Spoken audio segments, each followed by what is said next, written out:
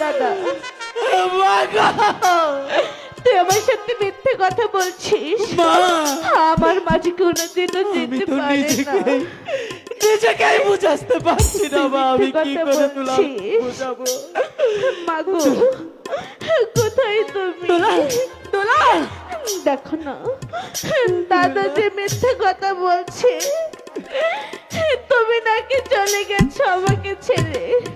না পিতা, পিতা গো দেখো না আপন দাদা যে বলছে মা যে আমাকে ছেড়ে চলে গেছে।